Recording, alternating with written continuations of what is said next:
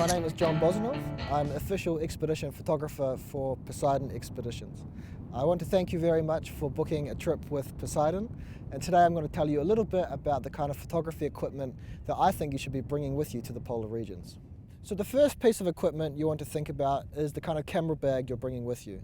It is likely that at some point on your voyage, your camera equipment or your backpack might get wet, so it's very important that you bring a waterproof backpack with you to house your camera equipment while you're in a Zodiac or on land.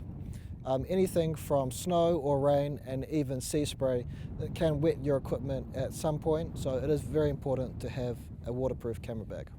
So regarding different cameras to bring, I would recommend bringing two different camera bodies with you, each of them with different lenses on them. I would recommend bringing two main lenses, one wide angle lens, this is to capture anything from landscape shots as well as portraits of people. So I'd also recommend bringing a telephoto lens to take photos of wildlife.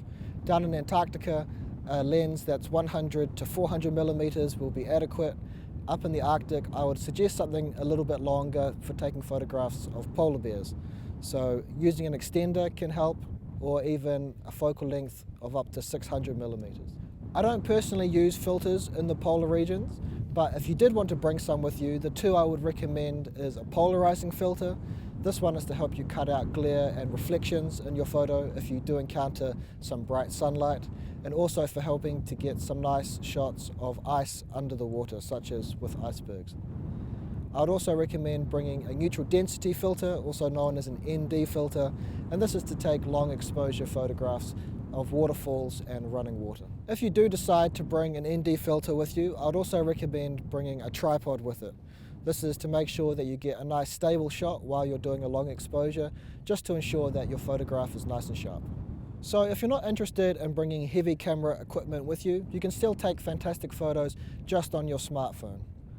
Many flagship smartphones these days are waterproof and you will not need any additional housing for them, but I would check this before coming on your expedition. So shooting in the polar regions is unique for several reasons. One is that your equipment is likely to get wet at some point during your trip, and so this is why it is of the utmost importance that you bring camera equipment that is waterproof or weather resistant to some extent.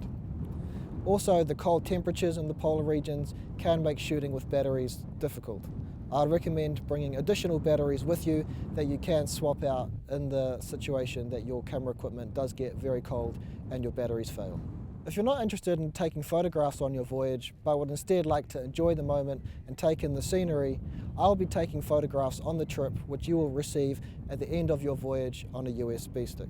So my first time visiting the polar regions was coming down to Antarctica with Poseidon Expeditions in early 2016.